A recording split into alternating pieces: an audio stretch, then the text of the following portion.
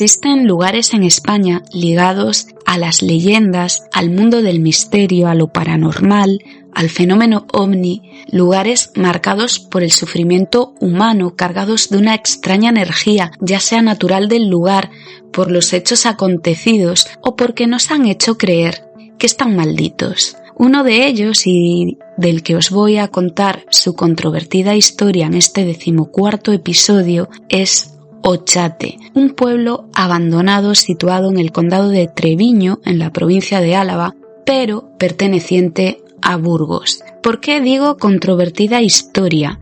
Porque ha generado como dos bandos, los que sí creen ciegamente en su historia, que es un lugar maldito y una puerta al inframundo, y los que rotundamente no, sobre todo porque han investigado los hechos y se han encontrado con cero documentación. Y yo, como ex ayudante de archivo, aunque de otra índole, sé la importancia que tiene que exista un documento que corrobore una historia o unos hechos importantes, ya que cuando tuve la suerte de poder trabajar con documentación histórica militar, concretamente sobre la guerra de Cuba, Filipinas y la guerra de África, documentación del siglo XIX, la gran mayoría, y de principios del XX, en donde absolutamente todo quedaba registrado, escrito en tinta sobre papel o mecanografiados los más modernos. Y es que es así cuando toda historia pasada se hace irrefutablemente verdadera. Soy Kela Carrasco y estás escuchando En Tierra de Mouras.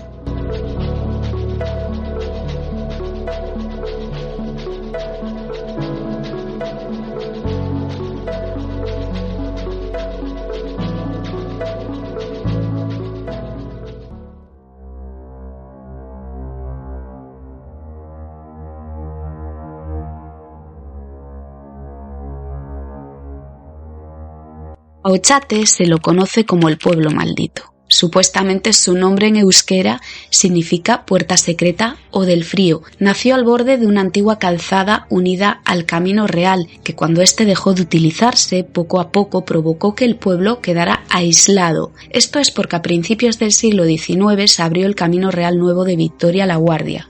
Hoy en día, de Ochate solo quedan piedras, unas pocas ruinas, los restos de algunas casas y un torreón, el famoso torreón de la antigua iglesia de San Miguel, casi derruido, que en cualquier momento puede caer. Sobre este torreón he leído cosas por ahí, como que su primera función fue la de actuar como faro para orientar a carruajes y campesinos, y desconozco si esto es cierto o no.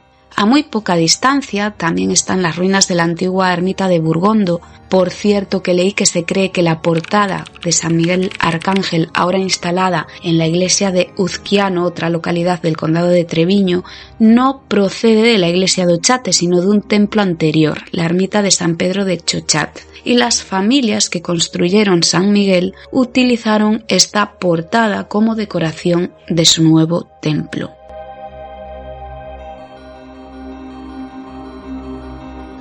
Si buscáis la gráfica de evolución demográfica de este pequeño pueblo, que solo la tenéis en la Wikipedia, con lo cual entiendo que fue creada a raíz de la leyenda, en ella observaréis los intervalos sin población entre unos años y otros con décadas de diferencia, siendo 4 habitantes según esta gráfica los últimos en 1930 y desde esa fecha 0 hasta la actualidad.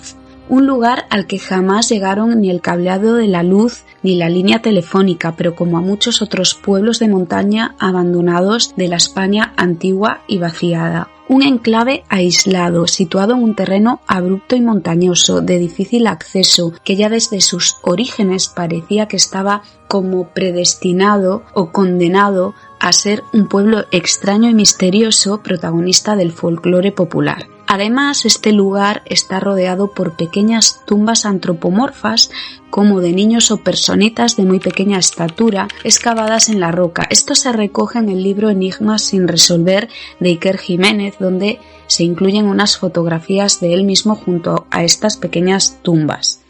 Pero sin duda alguna el mejor libro para informarnos bien sobre Ochate es Ochate, realidad y leyenda del pueblo maldito, escrito por Antonio Arroyo y Julio Corral de la editorial Aguilar. En él indican que la primera referencia escrita sobre Ochate se encuentra en la reja de San Millán y data del año 1025, donde se refiere al pueblo como Goate. En el siglo XII se le llama Diablos de Ochate y en el siglo XIII aparece en la lista del obispo Aznar escrito como Chochat, y tras quedar totalmente abandonado en el año 1295, en un principio por ser unas tierras poco productivas, pues tras este abandono, que duró más de un par de siglos, volvió a repoblarse en el año 1522, ya con el nombre de Ochate. Desde entonces la población osciló hasta llegar a su máximo número de habitantes en la primera mitad del siglo XIX, quedando despoblado nuevamente durante la década de los años 30, justo antes de que estallase la Guerra Civil Española. Yo me descargué varios artículos, entre ellos ese famoso número de Mundo Desconocido, escrito por JJ Benítez, otro escrito por Luis Alfonso Gámez, titulado La Aldea Maldita, publicado en El Correo el 26 de julio del 2008, otro muy interesante de la revista número 75 de El Ojo Crítico, escrito por Enrique Chazarra, muy bien documentado, que podéis descargaros gratis esa revista número 75 del Ojo Crítico en la web, al final del artículo, donde encontraréis ese enlace para descargar. Por cierto que el artículo se titula Ochate, fin del misterio, y la web, para que os sea más fácil buscar, El Ojo Crítico, todojunto.info. En tierra de Mouras.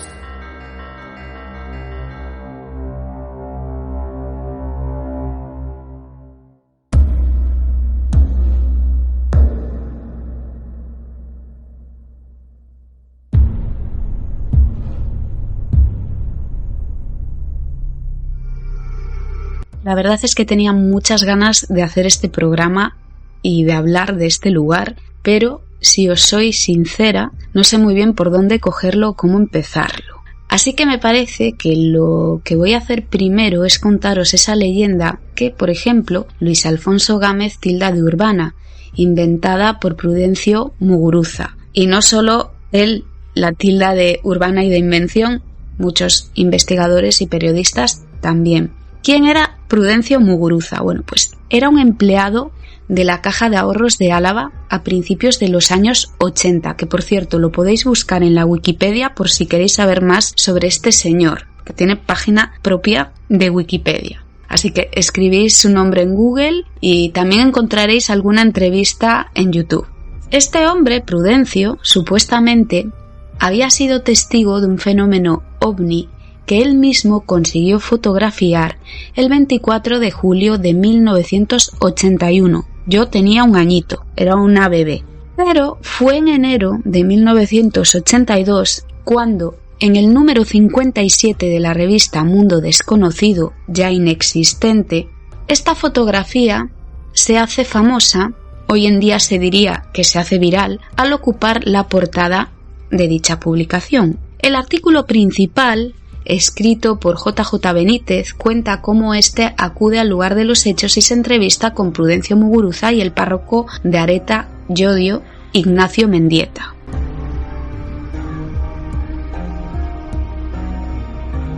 Prudencio Muguruza, que por aquel entonces contaba con 25 años de edad, era uno de los telefonistas de la Caja de Ahorros de Vitoria. En el momento del supuesto avistamiento se encontraba en Ochate, el lugar de los hechos, paseando con su perra. Hacía poco que se había comprado una casa por allí. Según él, alrededor de las 9 de la noche, su perra Panchita comenzó a ponerse como nerviosa. En un primer instante no le dio mucha importancia, pero al cabo de un par de minutos fue cuando notó a sus espaldas como una especie de fogonazo. Se volteó y entonces observó esa gran esfera luminosa situada a unos 150-200 metros de él, más o menos, y a unos 50 o 60 metros del suelo. Según Prudencio, la esfera era de color azul oscuro, con luz a su alrededor y una enorme estela de luz que subía verticalmente hacia el cielo. Él relató que en automático su instinto le hizo coger su cámara fotográfica para fotografiar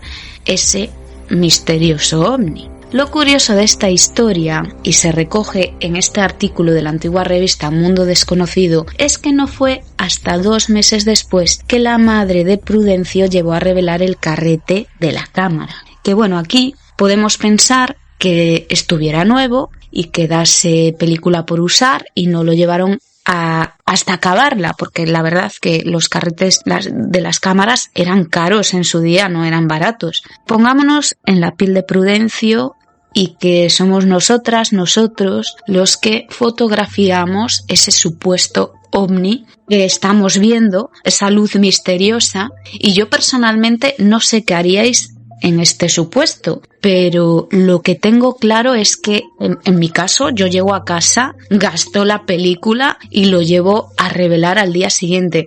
Si no, me muero de un infarto en el momento en el que estoy siendo testigo de esa cosa que estoy viendo, porque no sé si sería capaz de tener la templanza de Prudencio y fotografiar un ovni sin que me temblase el pulso, sin que me cayera la cámara al suelo, sin ponerme nerviosa. Con lo cual, si llegase a hacer una fotografía, el desenfoque sería criminal.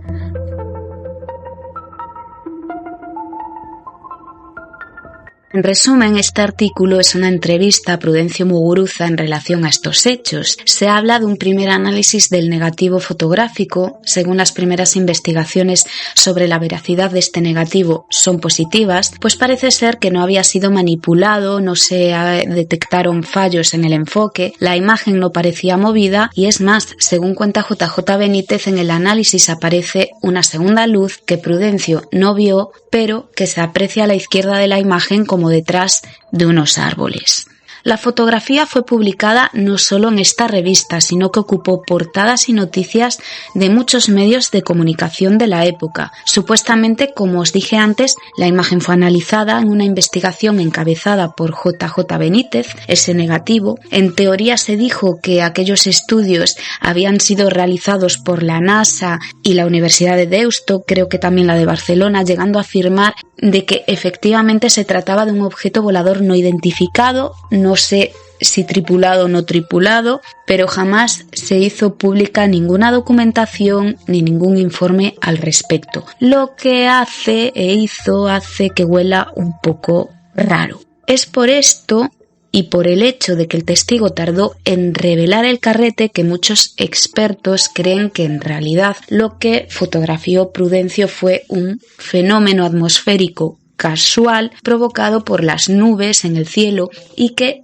el efecto óptico de la instantánea hizo todo lo demás. El resultado final fue sin duda impresionante, espectacular, tanto que hasta un empresario industrial alavés compró la fotografía original y se llegaron a fabricar pósters del famoso ovni de Treviño.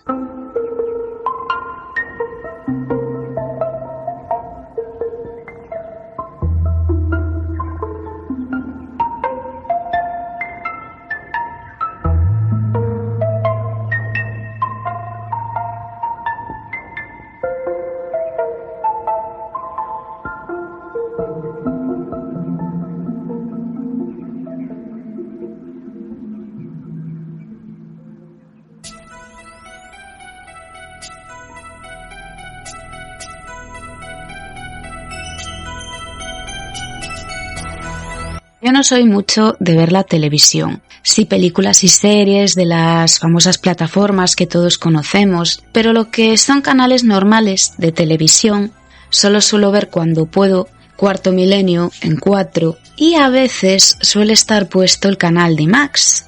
En lo que sí creo es en las sincronicidades. Y os preguntaréis, a ver, que ya estás con tus cosas raras, ¿qué es eso de las sincronicidades? Bueno, el concepto de sincronicidad fue definido por Carl Jung en su obra La interpretación de la naturaleza y la psique como la coincidencia temporal de dos o más acontecimientos no relacionados entre sí causalmente, cuyo contenido significativo es idéntico o semejante.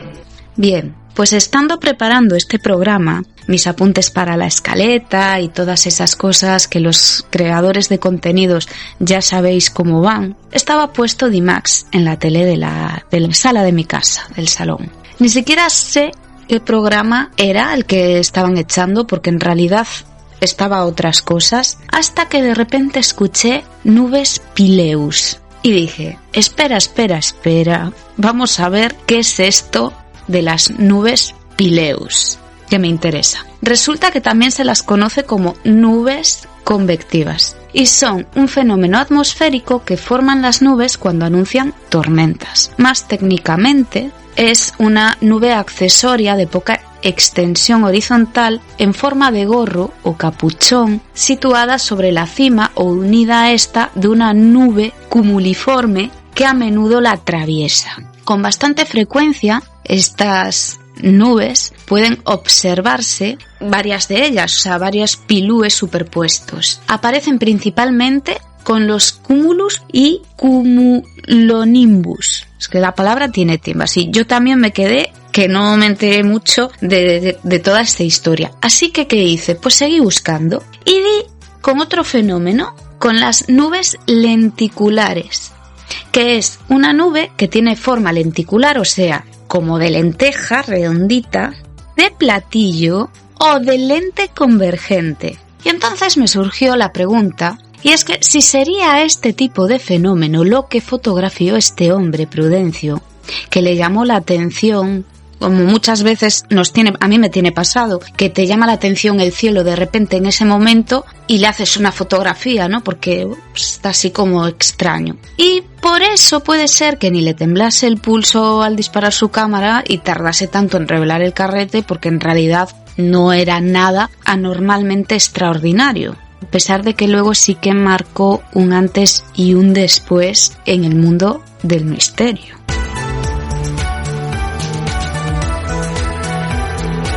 Enrique Chazarra, en el artículo de El Ojo Crítico, nos cuenta que pocos meses después de la publicación de la revista Mundo Desconocido, qué casualidad que Prudencio Muguruza volvió a ser noticia gracias a otro reportaje titulado Luces en la Puerta Secreta, donde contaba y hacía famosa esa leyenda de la maldición de Ochate y las epidemias que arrasaron con toda su población. Y es que siempre, según Prudencio, aunque al parecer esta historia fue corroborada por los ancianos del lugar, como él mismo dijo y como se recoge en el capítulo Ochate, el pueblo maldito del libro Enigmas sin resolver de Iker Jiménez, en Ochate se suceden sucesos misteriosos que se remontan incluso a tiempos de la Edad Media, y se dan hipótesis de que allí se asentó alguna sociedad medieval de tipo templario. Os voy a leer la página 57 de Enigmas sin resolver, solo las partes que tengo subrayadas y sobre todo donde se cuenta esta historia de las epidemias que popularizó Prudencio Muguruza.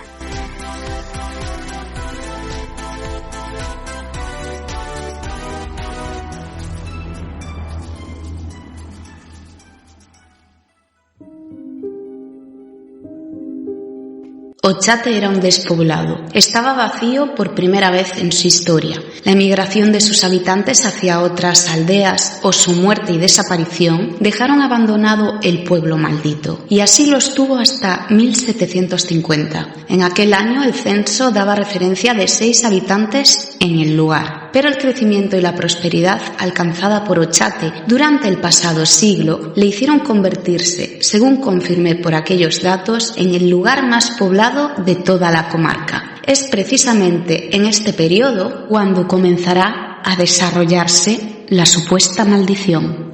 Confluirán escalonadamente y en tan solo una década diversas epidemias que arrasarán toda la población. En 1860 se extiende la viruela, de la que apenas sobrevive una decena de personas. 4 años después, el tifus se propagará con furia devastadora, volviendo a dejar yermo de vida el lugar. Tras esta plaga, Ochate volvió a repoblarse rápidamente, pero el triángulo mortal se completaría fatalmente cuando en 1870 una epidemia de cólera fulminante sepultó para siempre a las personas que intentaban en vano reconstruir la alquería. El pequeño cementerio de la localidad no dio abasto con los cadáveres y se decidió enterrar casi todos los cuerpos en la vaguada que forma el centro de la aldea. El pueblo quedó absolutamente deshabitado y una gran interrogante pululó por sus viejas construcciones intentando desvelar el misterio de las 3 inexplicables epidemias. Ochate, como confirman todos y cada uno de los legajos eclesiásticos, siempre permaneció en constante comunicación con las poblaciones de Imiruri, San Vicentejo, Aguillo y Ajarte, a través de víveres, aguas, medicinas, ganado y tránsito humano. Es incomprensible que 3 infecciones altamente contagiosas por este tipo de vínculos solo llenaran de muerte las entrañas del pueblo maldito.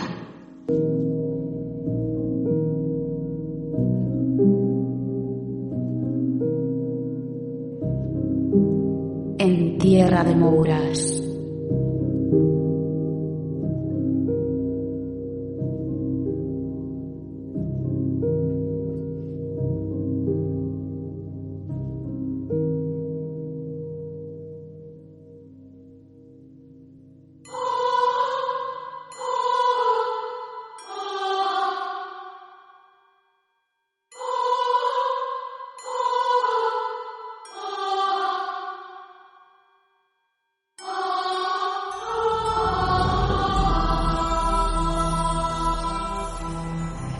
Según Prudencio, esta información sobre las 3 epidemias la consiguió él y solo él en los archivos del Obispado de Vitoria y de Calahorra, pero que parte de esta misteriosa documentación se quemó en un supuesto incendio, pero que él mismo pudo ver y leer. Que, como suelo decir yo, qué casualidad más casualidosa la del incendio, y siendo hombre de disparo rápido que va con su cámara de fotos a todas partes, bien podría haberle hecho una fotografía a dicho documento. El caso es que Enrique Chazarra y otros investigadores, como los autores del libro que yo os cité antes, Ochate, Realidad y Leyenda del Pueblo Maldito, de Antonio Arroyo y Julio Corral, sí investigaron en el archivo del Obispado de Vitoria y jamás encontraron nada al respecto de estas supuestas epidemias. Y un hecho de esta magnitud, que solo habría afectado a Ochate y no a los pueblos cercanos, sería motivo más que suficiente para dejar bien documentado, porque como ya os dije antes, por aquel entonces, siglos XVIII, XIX y muchos siglos antes, se solía plasmar absolutamente todo o casi todo en papel. No solo creyéndose esta historia en el libro de Antonio Arroyo y Julio Corral, que entrevistan a Prudencio en noviembre del año 2005, dijo, o más bien se desdijo un poco, y cito textualmente: que no creo que allí hubiese epidemias, aunque venía reflejado en los archivos del obispado y yo lo vi, que había ocurrido y que habían muerto todos. Estoy convencido de que no fueron epidemias. Yo creo que allí sucedió algo grave para que murieran todos, algo relacionado con aquella puerta secreta. Sé que algo extraño pasó.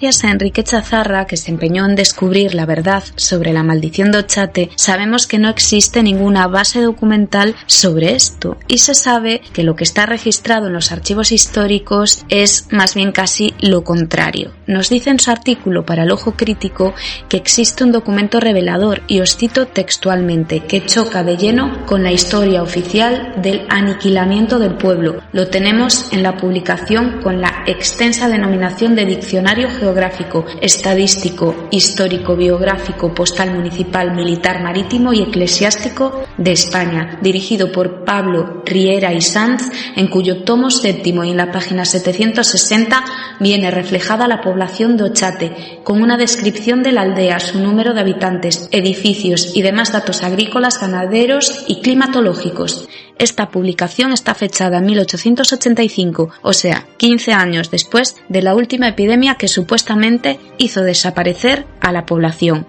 por lo que se puede afirmar que no es cierto que 1870 fuera el final del pueblo. Además, encontró documentación de entre 1870 y 1875 de registros de nacimientos, registros de matrimonios y certificados de defunciones de los habitantes que durante esos próximos 60 años formaron parte de Ochate. Y es que en Ochate, según la documentación encontrada por este investigador, la mortalidad por enfermedades fue la normal e incluso más baja en comparación con otros pueblos de su entorno, y que durante el famoso intervalo de las epidemias de las que hablaba Muguruza, entre 1860 y 1870, los registros de Imiruri y Ochate reflejan un total de 13 fallecimientos por estas causas. También se registró que Ochate se vio afectada, pero como muchos otros lugares, otros pueblos, por la gripe española, ya que en el año 1918 falleció una mujer, solo una mujer, por esta causa.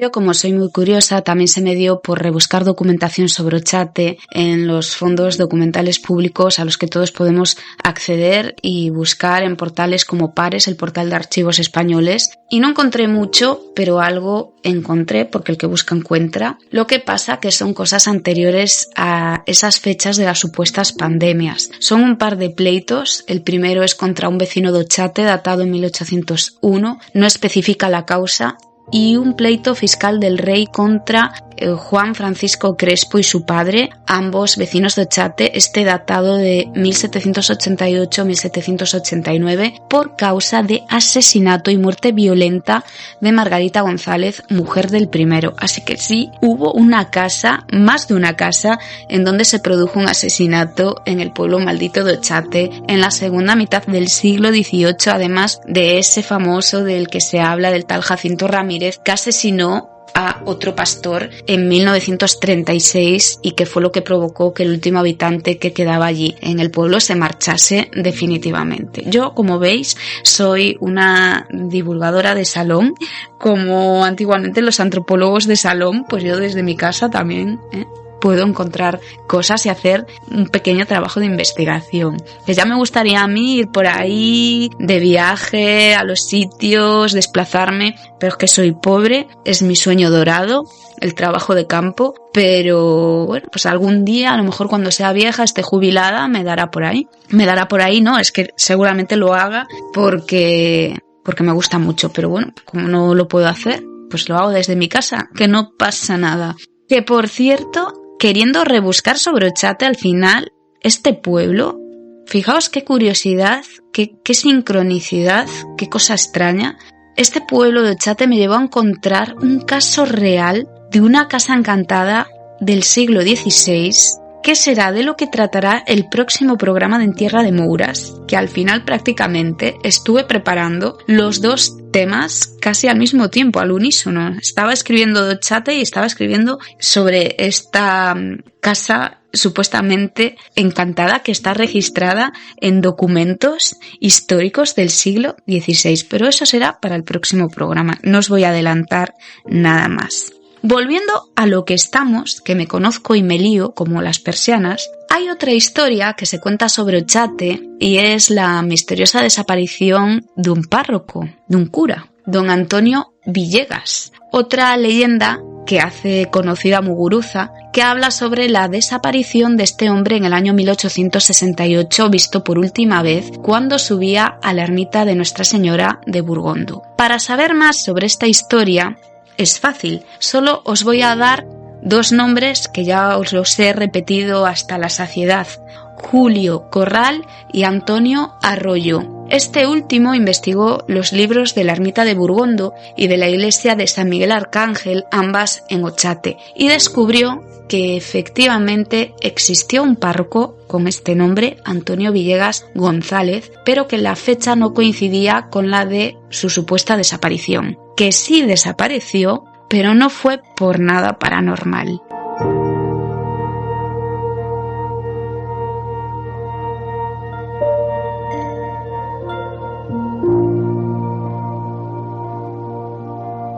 En tierra de Mouras.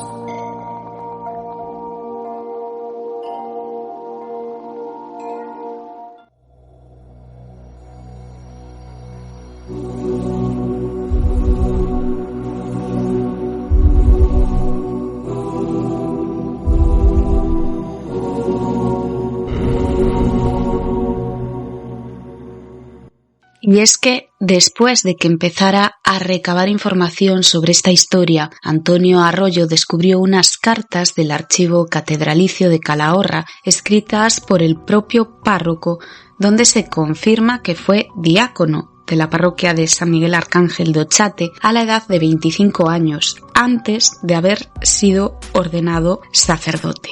La mala vida en aquel pueblo de mala muerte hizo que solicitase el traslado a través de unas cartas que escribió desesperado, una petición que era rechazada una y otra vez por el obispo. En una de ellas, en una de estas cartas, relataba que tenía deudas monetarias y que los habitantes del pueblo ya no podían ayudarle más. Así que en el año 1871 este párroco decidió abandonar por su propio pie Ochate para refugiarse en Lihuerzana, que era su pueblo natal. Él esperaba encontrar allí el apoyo del sacerdote de su pueblo, pero cuando llegó descubrió que ya había fallecido. Villegas volvió a escribir al obispado arrepentido por su actitud y pidiendo perdón, pues eso, por lo que había hecho de desaparecer, lo de fugarse, y tras esta última carta sí que desapareció definitivamente, desapareció para siempre. Al parecer, y gracias a otras cartas que su criada escribió y envió a su madre, se supo que el párroco fugado de Ochate se había dirigido a Buenos Aires y años más tarde Facundo de Pinedo lo localizaría en Villasanto Amaro, en Brasil, donde se rumoreaba que estaba aliado con una mujer, su sirvienta o ama de llaves, lo que fuese, de la que estaba profundamente enamorado. Así que no se lo llevaron los extraterrestres, ni se lo tragó la tierra, ni un portal secreto, ni fue abducido por nada más que por una mujer. Esta historia del párroco de Ochate también la podéis leer en el artículo de Julio Corral para Noticias de Álava, escrito el 28 de enero del año 2019.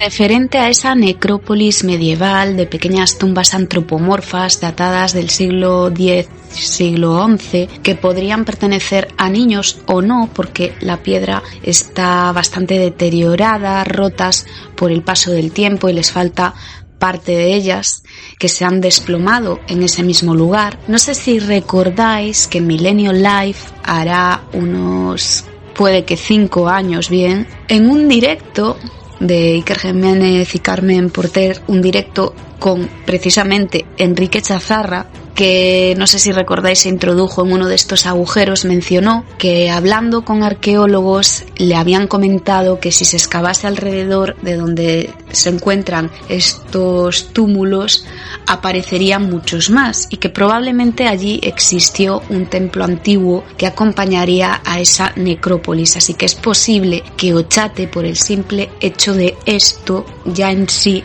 sea como una especie de lugar de poder de lugar mágico, de energías de otro tiempo, energías telúricas que tienden a sugestionar al visitante hacia lo misterioso y lo paranormal.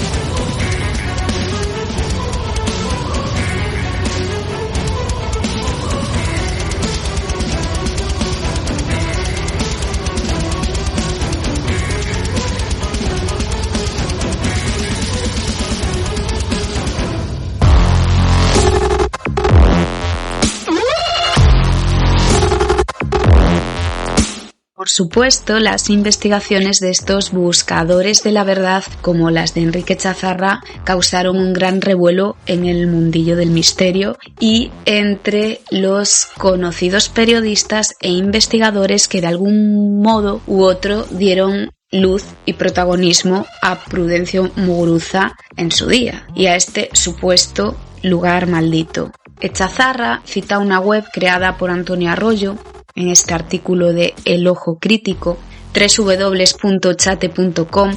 No sé si es que está mal la dirección, pero la busqué y me sale que no existe. Así que me quedé un poquillo con las ganas de echarle un ojo a esa web. O a lo mejor es que ya no existe porque la verdad que el artículo no es actual. La antigua ermita de Burgondo también cuenta con una leyenda. Este lugar fue bastante importante cuando todavía estaba en pie. En ella se oficiaban misas e incluso llegó a tener hasta su propia cofradía.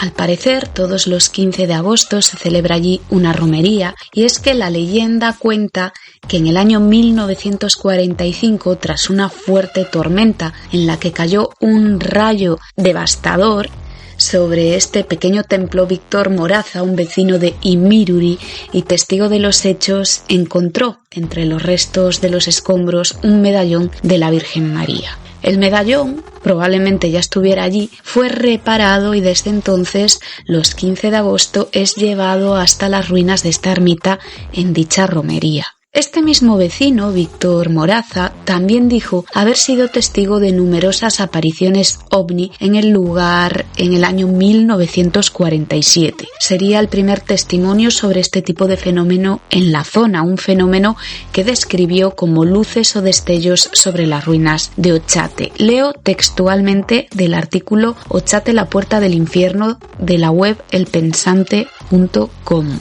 Parecían descender en vertical hacia el poblado. Raudo se adentró en las ruinas y allí, sobre la torre, se balanceaba algo parecido a un globo blanquecino y silencioso, de 2 metros de diámetro. Tras permanecer estático unos segundos, se desplomó sobre la edificación, iluminando toda la zona con fuertes resplandores.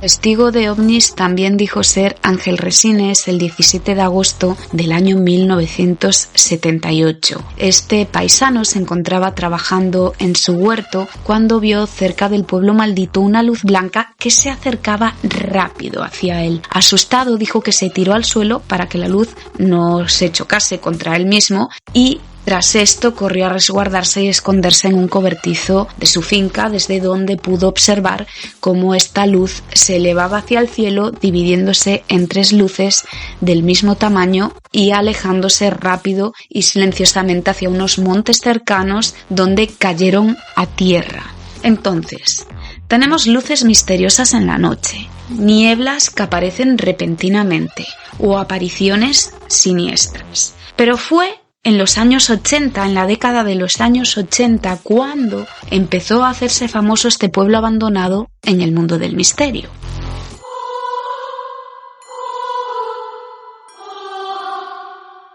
En 1986 salió a la luz otro testimonio aterrador, el del empresario Fernando Gil, que estando cerca de la Torre de Ochate escuchó como unos pasos cerca, unas pisadas que se iban cerrando como formando un círculo a su alrededor, y de pronto dijo notar una mano sobre su hombro. otra historia, esta vez relacionada con militares. Al parecer ocurrió en el mes de julio del año 1987, o sea, un año después del testimonio del empresario. La primera y tercera compañías de carros blindados de la base militar de Araca en Victoria.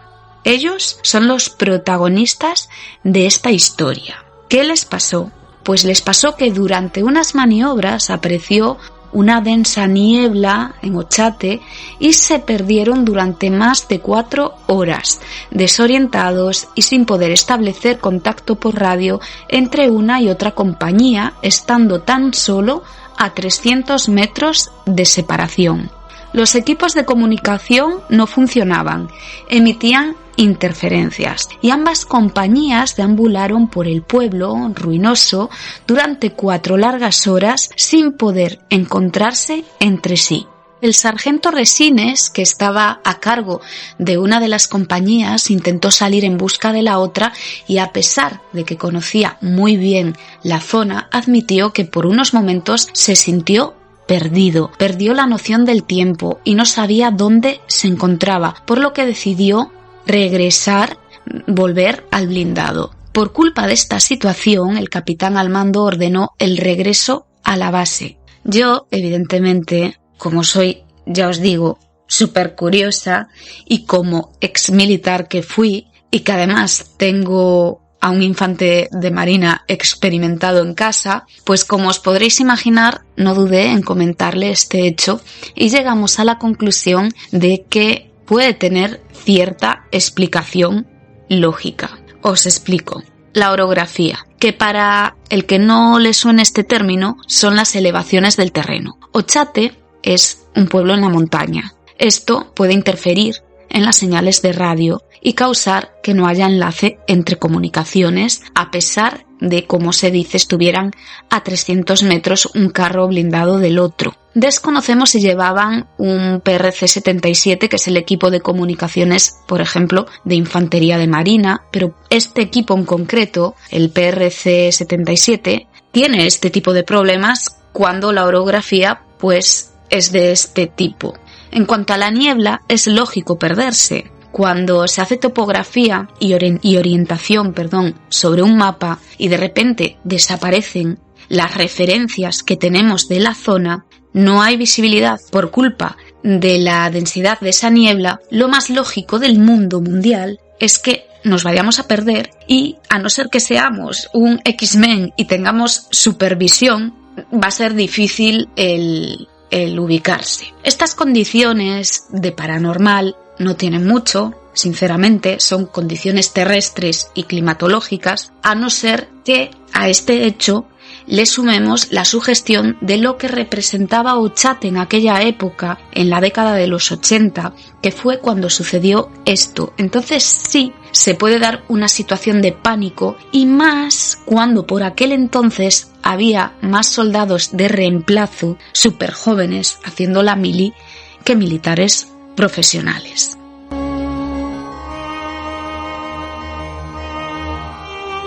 Hay otro suceso súper extraño que se produjo en el año 1987. Viene recogido en el libro España Mágica, un viaje por los grandes secretos arqueológicos y monumentales de nuestro país, de Pedro García Cuartango. Aquí se habla de un grupo de investigadores, entre los que se hallaba Alberto Fernández, que acudieron a la torre de Ochate para captar voces del más allá. Al parecer tuvieron éxito en esta investigación, pero cuando regresaron a los coches, a los todoterrenos, se encontraron a Alberto Fernández muerto con las ventanillas del vehículo cerradas.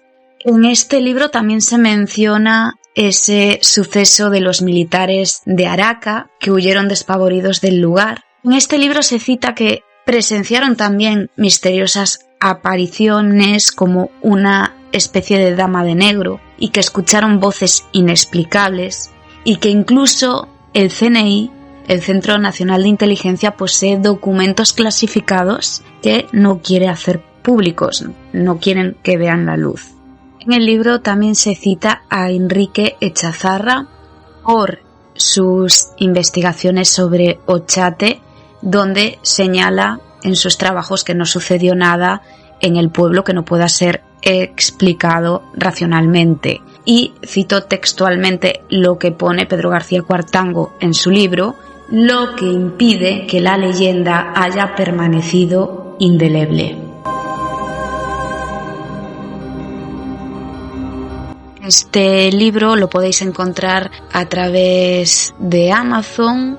Os vuelvo a decir el título: España Mágica, un viaje por los grandes secretos arqueológicos y monumentales de nuestro país, de Pedro García Cuartango. En tapa blanda cuesta unos 19,85 euros, o sea, unos 20 euros, y en versión Kindle lo tenéis por 9,49 euros. Yo aquí haciendo publicidad por la Face, pero bueno, es que soy así y me gusta recomendaros libros.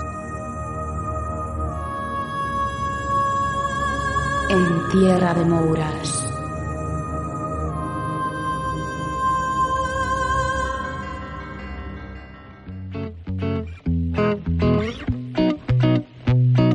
Y ya que estoy haciendo publicidad, pues voy a publicitar mis vías de contacto donde me podéis seguir en mi blog de blogger, Los Sueños Prohibidos, que la verdad hace muchísimo que no publico. La última entrada, si no recuerdo mal, es de septiembre del 2021, tengo que actualizarlo. Podéis seguirme en YouTube en Kela Misterios e Historias Blog con V, Kela Misterios e Historias Blog con V. Podéis seguirme en la cuenta de Instagram del podcast, que es @en_Tierra de Mouras _podcast, en mi Instagram personal, Kelly_Carrasco_80, en mi cuenta de Twitter, @Tierra de Mouras, así todo junto, @Tierra de Mouras, y también en mi cuenta de TikTok, @Kela_norte. En iVoox, y no os sintáis mal si no os acepto en mi cuenta de Facebook, pero no me gusta tener ahí a todo el mundo, no sé por qué, pero en Facebook es como que algunas personas se creen con derecho a dar el coñazo, entonces en Facebook me pienso mucho a quién agrego, así que no os sintáis despreciados si no os agrego al Facebook, pero es que es por eso, lo prefiero tener pues un poquito más, como algo más personal.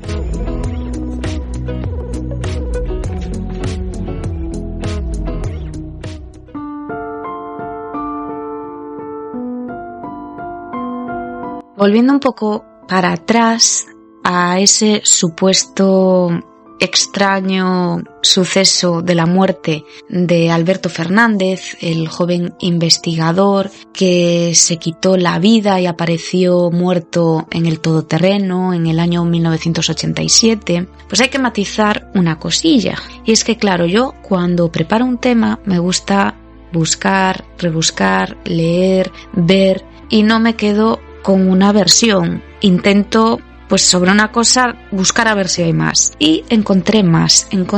Me llevó a un canal de YouTube, Central de Misterio. También tienen página web, centraldemisterio.com. También tienen cuenta de Twitter, aunque está bastante inactiva desde el 2016, si no recuerdo mal, que la miré. Pero bueno, hay un vídeo en YouTube de este canal, Central de Misterio, que se titula Ochate, aclaración Alberto. Me parece súper importante que veáis este vídeo. ¿Por qué? Porque, a ver cómo os lo digo, sin que nadie se ofenda. Alberto Fernández se quitó la vida, pero no se quitó la vida en Ochate, se quitó la vida en Vitoria. No estaba obsesionado con Ochate ni nada raro, fue por motivos personales que, bueno, pues cuando una persona decide tomar esa terrible decisión de desaparecer del mundo, pues nadie sabe lo que pasa por su cabeza. El caso es que Alberto Fernández pertenecía a un grupo de jóvenes investigadores del misterio, amigos de la oscuridad, y tras su muerte salió una fotografía que se realizó a la puerta de la casa donde pues hubo ese también supuesto asesinato de un pastor a otro, o asesinato, y en un hueco de esa puerta aparecían en esa fotografía dos rostros, y uno de los rostros parecía el de Alberto Fernández ya fallecido. Este vídeo lo realizó precisamente uno de los miembros de aquel grupo Amigos de la Oscuridad que conocía a Alberto Fernández y era, entiendo, pues amigo de él. Es de verdad súper necesario que veáis y escuchéis este vídeo porque os vais a quedar que no vais a saber qué pensar. Yo os voy a poner un pequeñito fragmento, pero si podéis buscarlo en YouTube, Central de Misterio Ochate Aclaración Alberto, y verlo entero. Dura poquito, 5 minutos 10, y se os va a quedar la mandíbula así, desencajada, totalmente. Entonces, este chico se suicidó en Vitoria, no en Ochate, en Vitoria. Además fue en su casa debido a problemas que él tenía, pero nunca relacionados con Ochate, eso hay que decirlo. A mí me sorprendió muchísimo, todavía hace poco, una entrevista que vi que le hicieron a Iker Jiménez. Además fue María Teresa Campos hace muchísimos años, al principio del tema de Ochate, creo que sería por ahí, donde Iker Jiménez aseguraba que este chico se suicidó en la torre de Ochate. ¿Cómo os quedáis? Yo un poco sin palabras, aunque he de decir que por otro lado no me sorprende. Por supuesto os voy a dejar los enlaces para que accedáis directamente al canal y busquéis este vídeo y lo veáis entero, y también pondré el enlace de la página web de este grupo, que por cierto, como curiosidad, estos chicos de Central de Misterio fueron quienes llevaron a Ochate a la popular Belén Esteban. Esos vídeos ya, si queréis, los veis, y si no, no. Pero bueno, como curiosidad curiosa, pues sí que dije, les voy a contar esto de que Belén Esteban, que no es que nos importe mucho Belén Esteban, a mí no me importa para nada, pero bueno, que sepáis que hay unos vídeos de una investigación junto a Belén Esteban en Ochate, en este canal, Central de Misterio.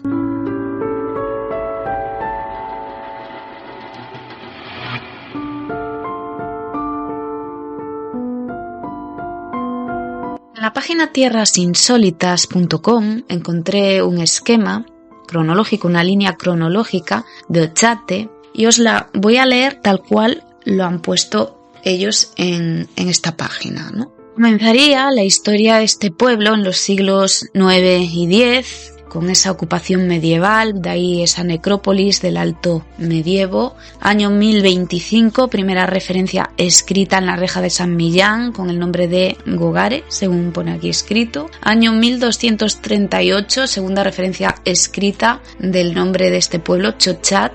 Año 1295, primer abandono de Chochat. Año 1522, nace Ochate en una nueva ubicación. Año 1871, desaparece el párroco Antonio Villegas. Año 1918, la gripe española afecta a Ochate y muere una sola persona. Año 1936, sucede el asesinato por parte de Jacinto. Jacinto asesina a otro pastor y Eusebio, que es el último habitante de Ochate, se pira de allí, se va porque queda él solo, y a mí me daría miedo, desde luego, vivir allí sola. Y Ochate queda definitivamente abandonado. En el año 1964 el obispado ordena destruir la iglesia de San Miguel y se traslada la portada de esta iglesia a Uzquiano. Y en el año 1983 un incendio quema la ermita de Burgondo.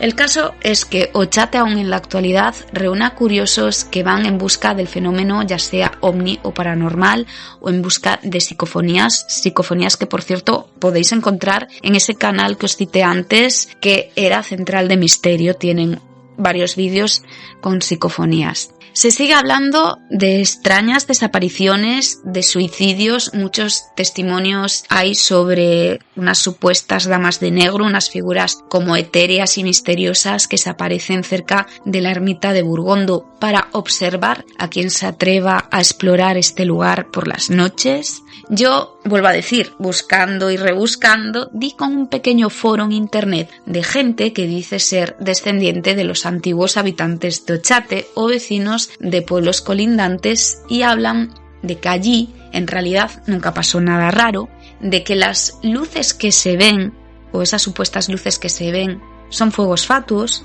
de que no hay fenómenos paranormales y de que están un poco hartos de la gente que va allí sobre todo de la gente que va a hacer el mal, a vandalizar más este lugar.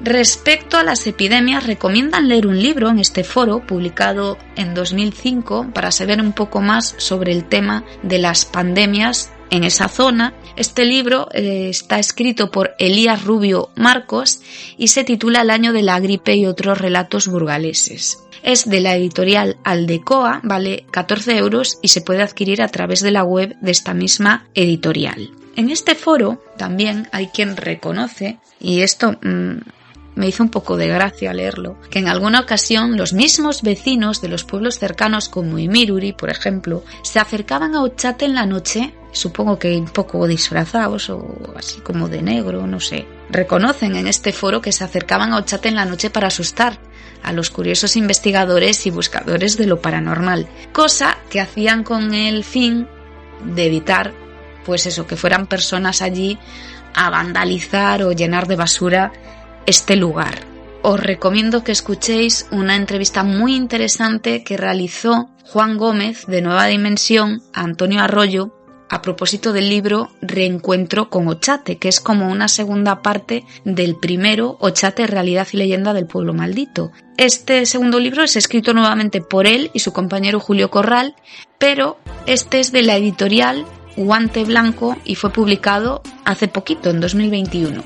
Reencuentro con Otxate. Y no hay mucho más que decir, la verdad.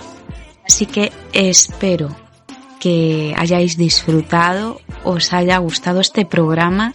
Gracias a los nuevos y nuevas suscriptores y suscriptoras del programa. Ya sabéis que el próximo tratará sobre esa misteriosa casa encantada que encontré rebuscando en pares archivos sobre Otxate y al final di con estos archivos de esta casa misteriosa, así que de eso va a tratar el próximo programa, ya tenéis esa pista.